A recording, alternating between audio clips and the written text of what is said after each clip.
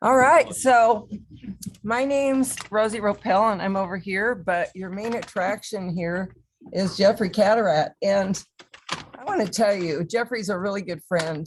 He's been to Ketchikan, he's been hiking around. I think we drug him all over the trails we're talking about right now. And he's super good friends with Michelle. And he decided, he's from Philadelphia and he's all over the place, but I'm gonna tell you a little bit about him. There's a whole bunch about him that I'm not going to tell you because he says don't read it. But this guy is super important to Rotary. He's helped Rotary a lot, and he's been a Rotarian since 1977. You correct me if I'm incorrect, okay? The thing that I know about him is he's a past Rotary International director, and if you don't know what that means, is that they have a team of people that sit on a committee and they make decisions for Rotary, right? Close. Okay, well, I'm going to tell the rest of it because it kind of goes along with it, right? Okay. So he's served Rotary in many capacities.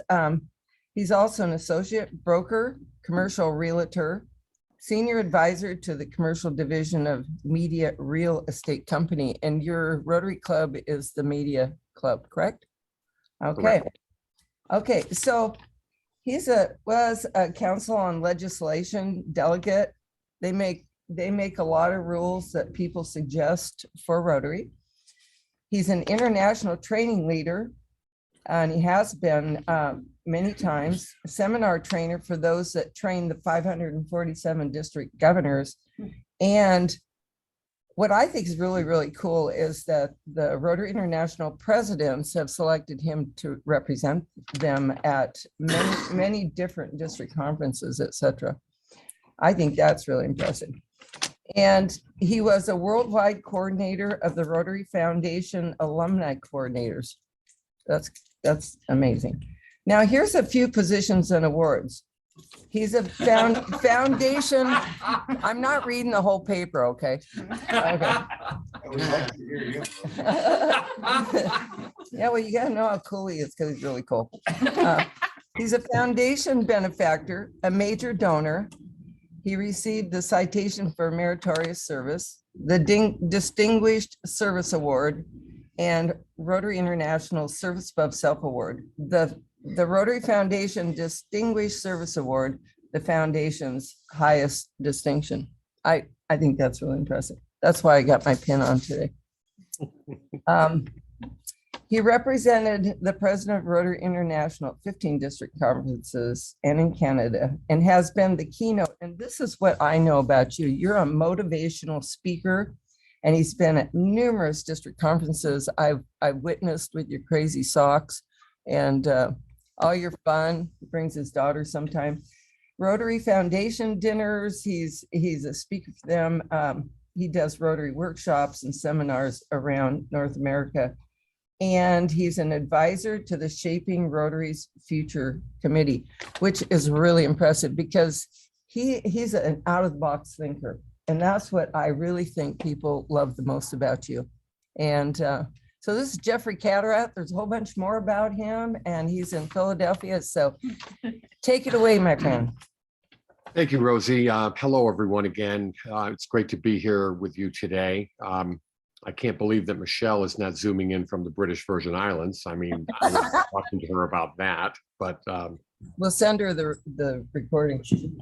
Yeah, it's great to be with you. An hour ago, I was speaking to a group in Fort Myers, Florida. Had to end that because I said I have to be in Alaska. They said you have to be where? Alaska.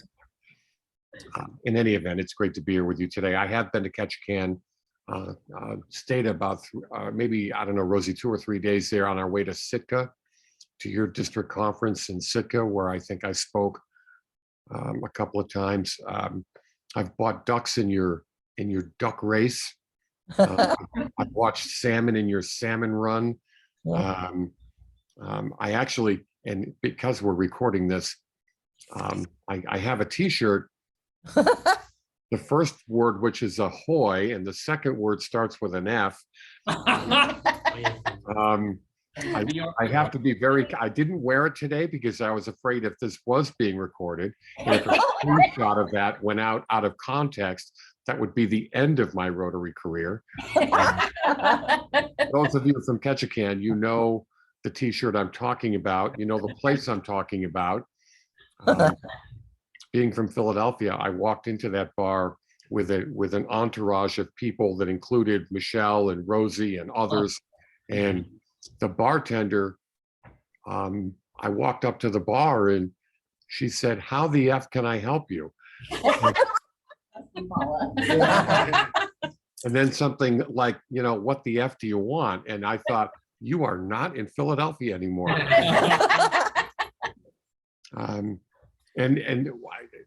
Although I guess I knew Ketchikan was an island, when I flew in and I took the ferry, I guess the ferry travels about 10 feet from the airport. I was on the ferry over to the island, and then I had an aide who was driving me around while I was there. And, here outside of Philadelphia, I can get in my car and I can go 90 minutes to the north and be in New York City. I can go 2 hours to the south and be in Washington. I can go an hour to the east and be at the Atlantic Ocean. I can go an hour to the north and be in the Poconos and ski. I can just go all over the place. And when I was in Ketchikan, you have like one main road. You can go left, go right. And I said to people, wow, it was just so foreign to me that you had kind of like one road. I think I traveled that whole road in an old Chevrolet. I forget who had that. I think it was a 56 Chevy. Anyway. Oh, Lois. Lois. Yeah. I'm here. Lois is there? Yeah. Where?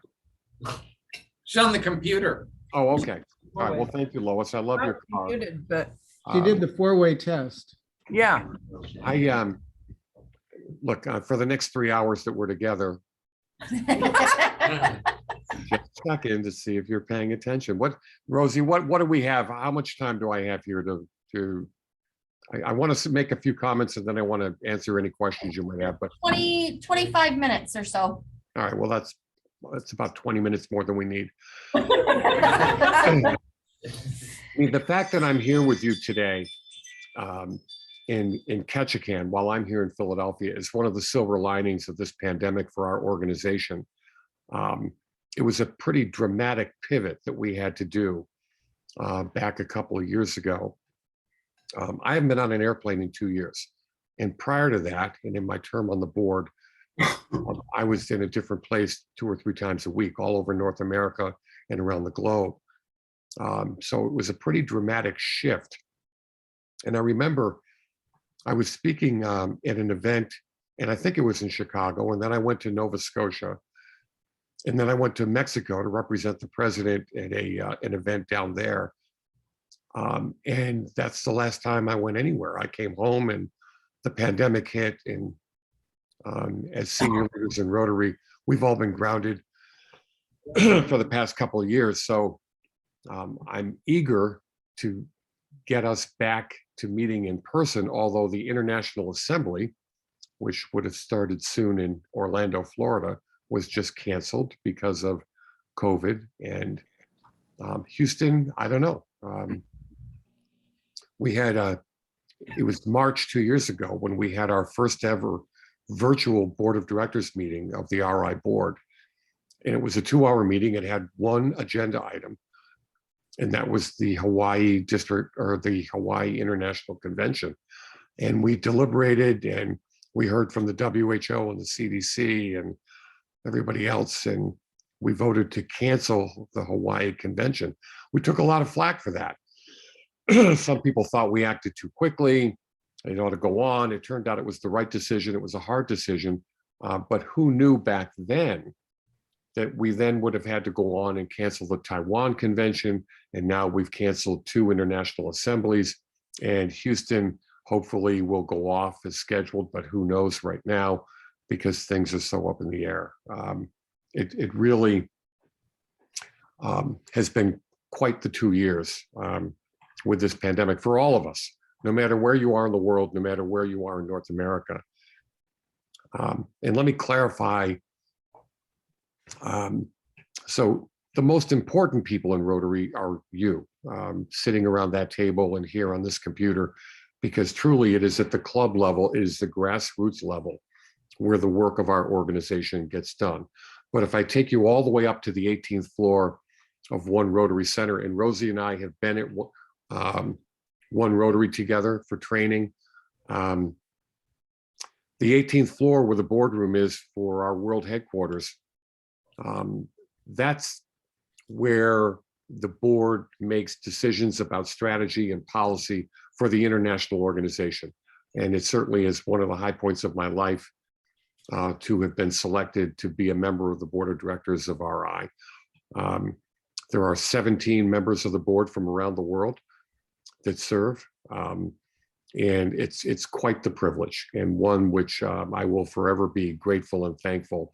Not unhappy to now be a past Rotary International Director. I do now chair Rotary's Global Communications Committee, and there are 144 members of the comms team on staff at our world headquarters, 9 members of the global committee from around the world, and we oversee all of our global publications, Rotary Magazine, all of our social media, all the messaging, all the narrative that comes out of Rotary comes out of the comms team. And it's a real privilege to be the chair of that committee, which is my most recent assignment with Rotary. And then to just give it the last bit of context, Rotary directors are selected from zones. You're in a club, your club is part of a district, districts are part of zones. And the only reason zones exist at all are for the selection of directors. And then zones are paired together from around the world. There are always 2 of them. And so you are in zone 28. I am sitting right now in zone 32. We are paired together. And so my administrative responsibility when I was on the board was for 44 Rotary districts, 75,000 Rotarians from Alaska to the Yukon territories, all of Canada, a little bit of the Pacific Northwest of the US, Michigan, the French Islands off of Canada, all of the New England states, all of the Mid-Atlantic states, New York State, and Bermuda. So we crossed 5 time zones. And Rosie was active at that time at the zone level. We had a couple of zone events, one in Montreal, one in Niagara Falls. Michelle chaired the one in Montreal for us. So, I mean, that's just a bit of my Rotary career. It's been, it proves the point that very ordinary people can have very extraordinary opportunities in our organization. And I always say that for any of the time, talent, or treasures that I've given to Rotary over the years, I've gotten so much more out of the organization than I've ever put into it. And it's been really one of the blessings of my life. I wanted to, this whole pandemic, there was a task force that was developed. It was the Pandemic Response Task Force. It's where we charged the board with optimizing virtual connectivity, because this is a very different way for us to meet. It is, as I said, the silver lining for our organization. I spoke last week in Scotland. Where else would you have those opportunities to travel the globe with a message to Rotarians from around the world, other than in this type of virtual setting? What we wanted to make sure of, and clearly back at that time, we didn't know that this thing would go on this long, but what we didn't want to do was get catapulted into virtual connectivity with all of the advantages that that may have, and then come out of the pandemic and just go back to the way we were. Because that would have been a crime if that had happened. So we charged the board with keeping track of platforms. Right now we're on Zoom. I mean, 5 years from now, I might be a holograph sitting there with you in Ketchikan, which is a scary thought for all of you. But we wanted to make sure that we took advantage of and came up with that sweet spot, that we came out of the pandemic using the best of virtual connectivity but not going back to the way we were, and then reimagining our in-person events. So what you now consider and know to be a district conference or a zone event or an international convention, how can we reimagine those events? How can we continue to use virtual connectivity to train? I've always said, if I can get a master's degree in business administration online, I can certainly learn how to be a club president online or a district governor. But personal meeting, fellowship is in our DNA. And so don't get rid of that in-person meeting, but reimagine it. Do all of the training that we can do, excuse me, in a synchronous and an asynchronous mode before the in-person event, and then reimagine the in-person event. When you bring people together, reimagine what that could look like. So the board has been very diligent about that. And as we do come out of the pandemic, hopefully we will find that sweet spot of how to best use virtual connectivity, put guardrails on it so we don't overuse it, and then reimagine the in-person events that we all miss so much. As the chair of the communications committee, you know that the magazine that you get used to be called the Rotarian magazine, and it's now called Rotary magazine. That was very intentional. I had the privilege at the last Council on Legislation to propose that to the council, to take the name Rotarian out of our constitutional documents and give the board of directors the business and operational flexibility to rename the magazine. We did that because we knew we were going to elevate Rotaract. And so the Rotarian didn't fit our family anymore. Rotary is what we were, and there were a lot more people in that family. But there was another important part of that. We have always been a very inward-facing organization. We talk a lot to ourselves, and we don't talk enough to the outside world. And so if you followed the Rotary magazine over the past couple of years, there's been an intentional shift to allow that magazine to talk to you, but also allow it to be relevant to somebody who might pick it up and isn't a Rotarian, talking to an outside audience as well as an inside audience. It's what I would encourage you to do in Ketchikan, and I think you already do a pretty good job of this, of being a part of and talking to your community, bringing your community into your events, and not just talking to the choir, not just talking to ourselves.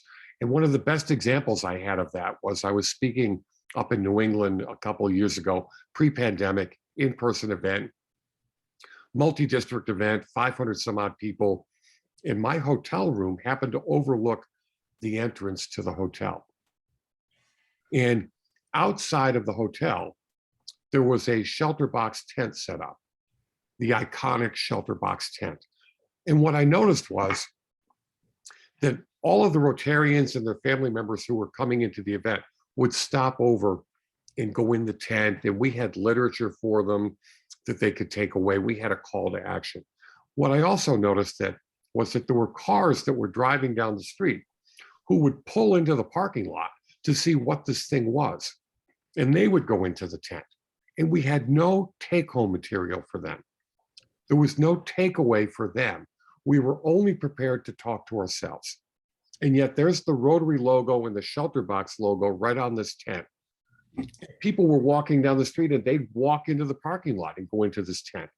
And so it dawned on me that we needed to be more outward facing. Whether it's a shelter box tent at an event, it shouldn't be in the ballroom or a hallway. It should be outside. If it's in your community, it should be right down there in the docks.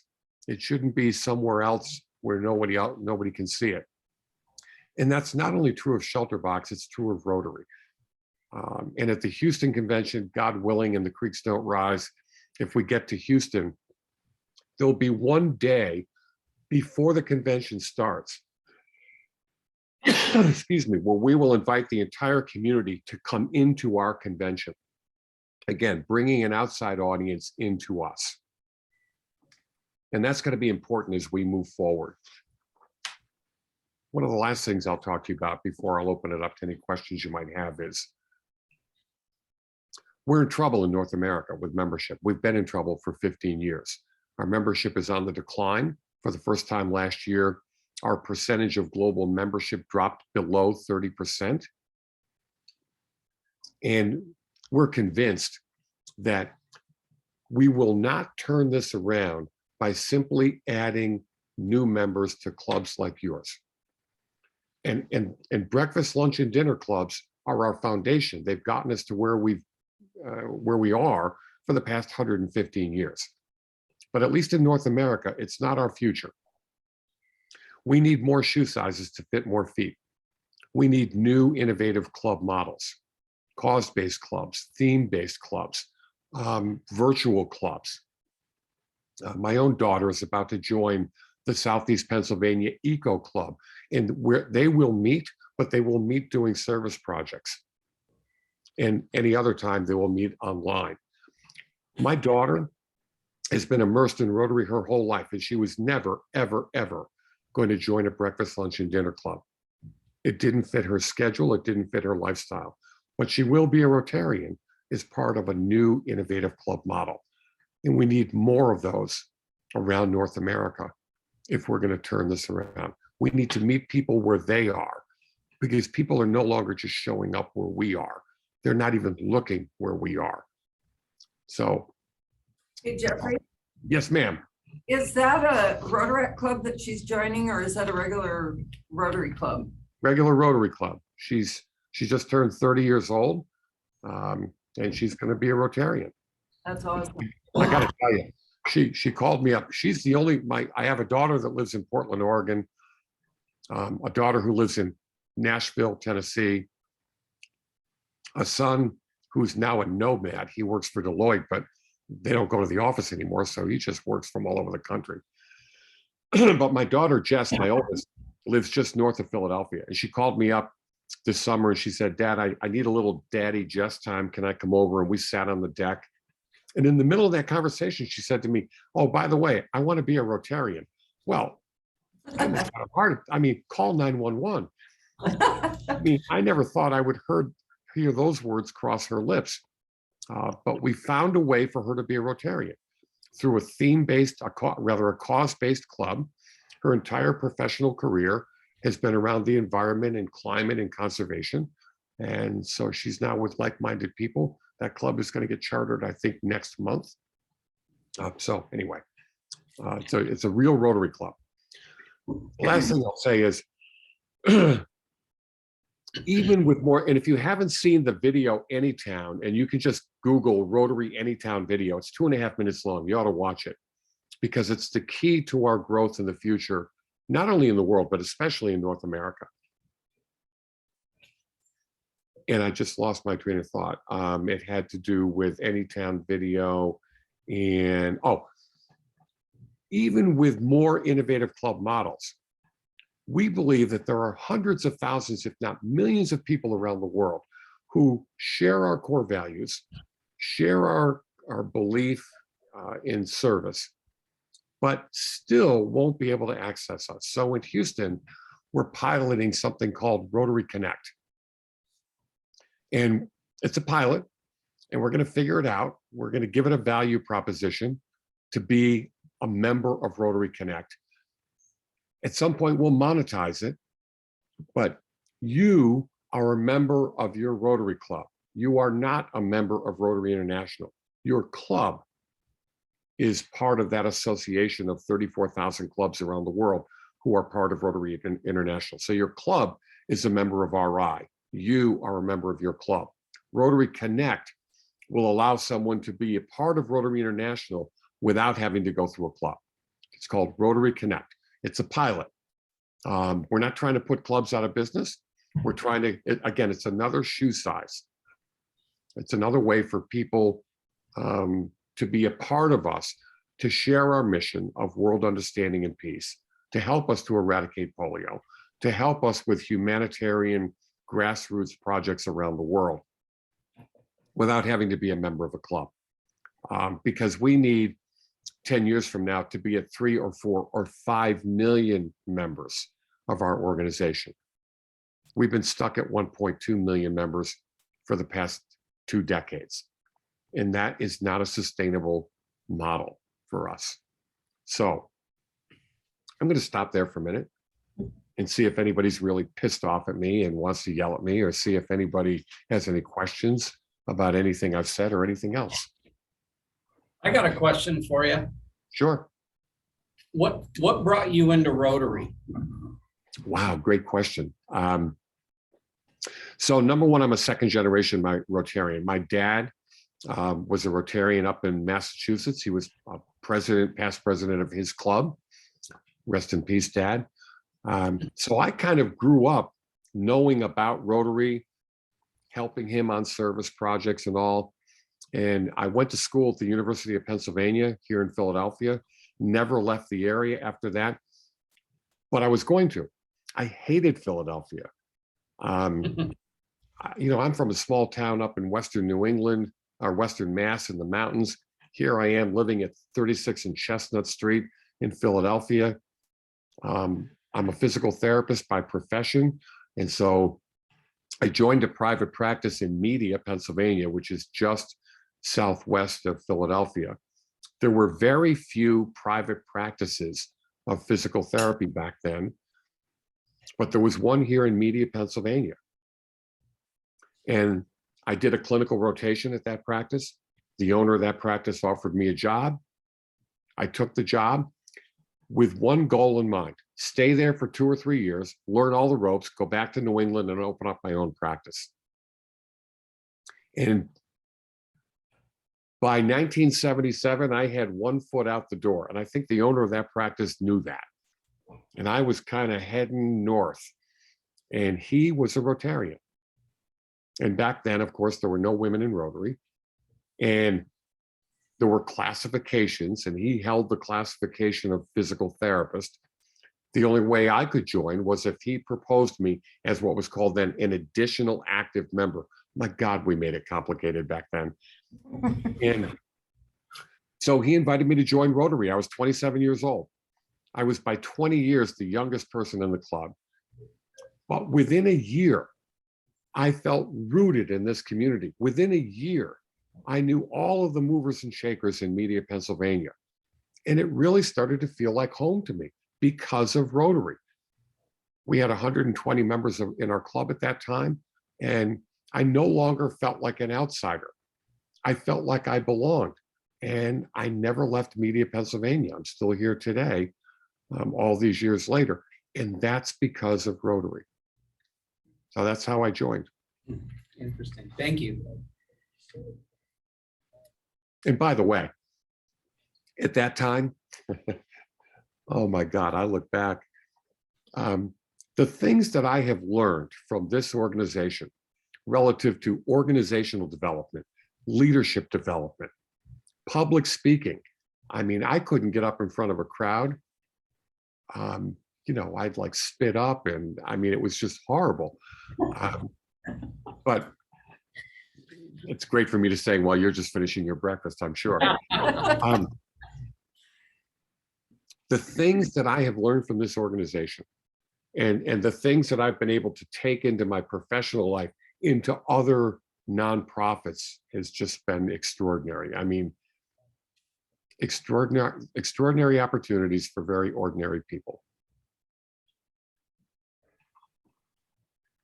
What else? This is Rosie. I was wondering, you know, how do people feel since we've gotten rid of the classifications? It's you know what I mean? Yeah. I know when that was taken away, that took away a little bit of the differences, you know, that all come to represent the cities or towns. Although I like it, I personally like that. Because a lot of retired people are joining, which is really good because they have a lot of time. You know, if you look back over the last 115 years, I always say that we need a smaller rear view mirror and a larger windshield. I don't get to speak to a lot of clubs anymore. I speak to typically district events or zone events, but back before the pandemic, and if I would walk into the club, almost any club in North America, There were 2 or 3 or 4 people in the back of the room, and they didn't care what you said. They didn't want to change. They were stuck in Rotary of 30 years ago or 40 years ago, and there was no convincing them that there was a better way. I think a lot of the, and I like to use the word transformation rather than change, a lot of the transformation that we've gone through over the past 10, 20, 30 years is very different than the Rotary I joined in the late 70s. But we almost had to do it. We were so restrictive that we were really shooting ourselves in the foot. Now, people say to me, well, why does, India is growing so much. Why don't we do what they do in India? Because India is where we were 40 years ago, and it works for them. It's a different culture. But our culture changed here in North America. And as an organization, we had to change with it. So we had to become less restrictive. I still think that it's up to every individual club to vary the vocations and professions and avocations of the people within that club. I would hate to see a club of all attorneys. I would love to speak to that club, but I would hate to see that club. But I mean, it's up to us to be, the whole new DEI thing, diversity, equity, and inclusion. It's up to us to be as diverse as we can to shadow and emulate the communities that we're in. And that doesn't need to be legislated. We can do that on our own.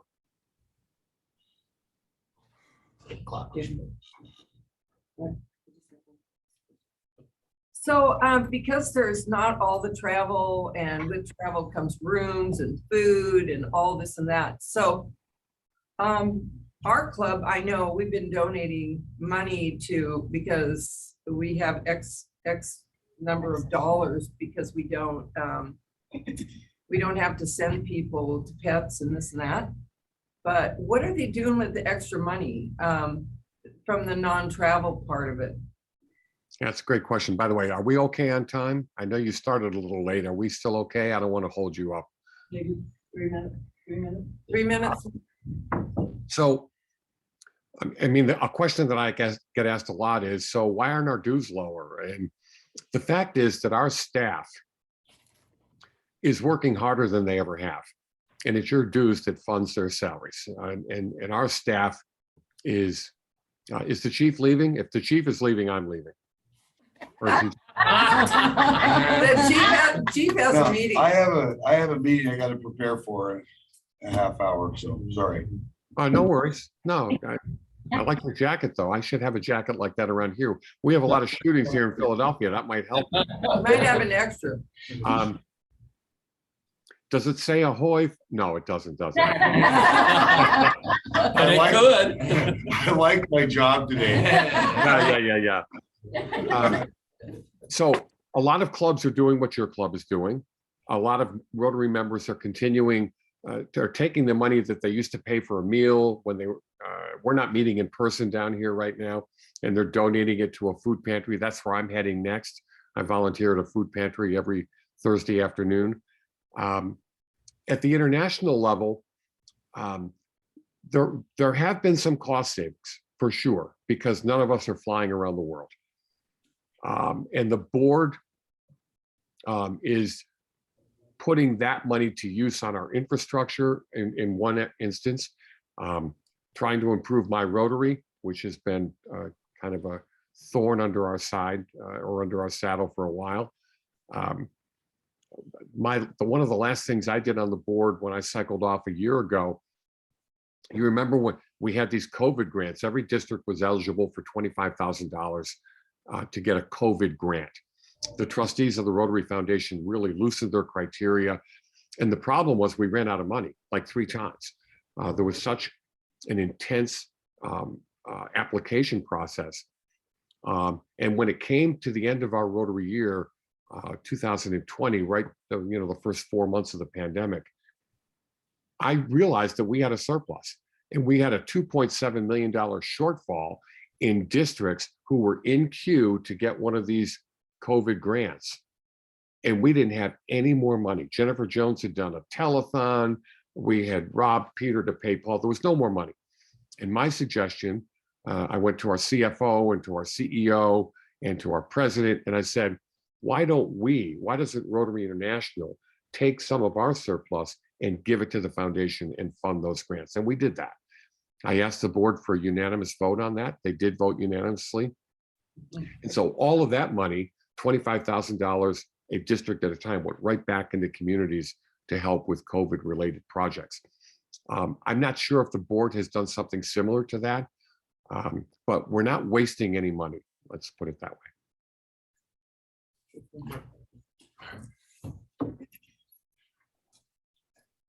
Thank you so much for coming. Is this Derek? No, you're not Derek, are you? Austin, sorry. You're the I've been president. called worse. Don't worry. I'm the President of the new. lot, right? Yes, yes, I am the president. Okay. Don't hurt your back. I mean, you don't have to bend. Are you like bending over to look at A this? little bit, but yeah. He's young. Yeah. I can get closer to you, I think. Hold on. Well, thank you so much for coming. Yeah, listen, I can't, thank you.